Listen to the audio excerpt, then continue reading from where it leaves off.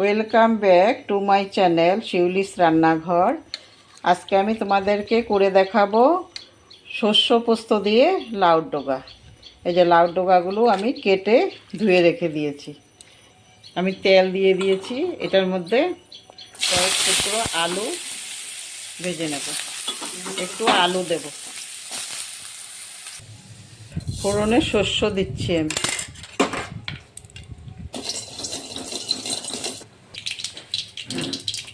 একটু সর্ষে বাটা আর একটু পোস্ত বাটা দিয়ে দিচ্ছি।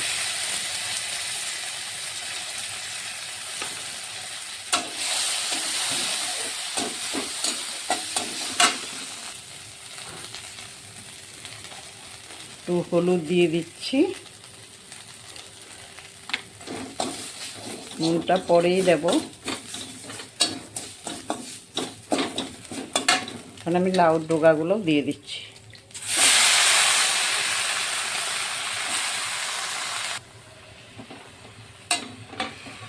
লাউর ডোগাগুলো একটু নেড়ে চেড়ে একটু ঢেকে রাখবো। কমে গেছে পাতাগুলো। এখন আমি আলুগুলো ভেজে রেখেছিলাম যে ওগুলো দিয়ে দিচ্ছি। নুনও দিয়ে দেব। এখন নুন তোমরা কেমন খাও ওই হিসাবে আন্দাজ করে দেবে।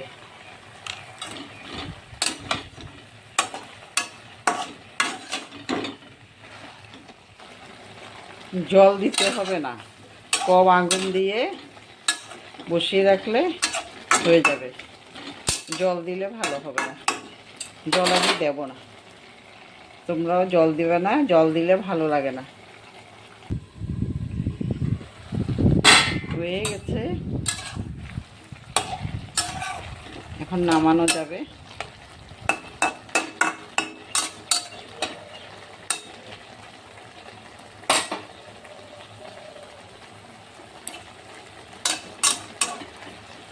গরমের দিন তো এই জন্য লাউর ডোগা খেতে হয়। আর হালকাভাবে লঙ্কা টঙ্কা দিলে হবে না, লঙ্কা দিলে আবার ঝাল হয়ে যাবে, বাচ্চারাও খেতে পারবে না। আর এই গরমের মধ্যে লঙ্কা না দেওয়াই ভালো। কেমন হয়েছে তোমরা আমাকে কমেন্ট করে জানাবে, আর সাবস্ক্রাইব করবে, একটা করে শেয়ার করবে, আর ফলো করে রাখবে নেক্সট ভিডিও পাওয়ার জন্য। Thank you. হয়ে গেছে, এই যে এখন আমি নামিয়ে ফেলেছি।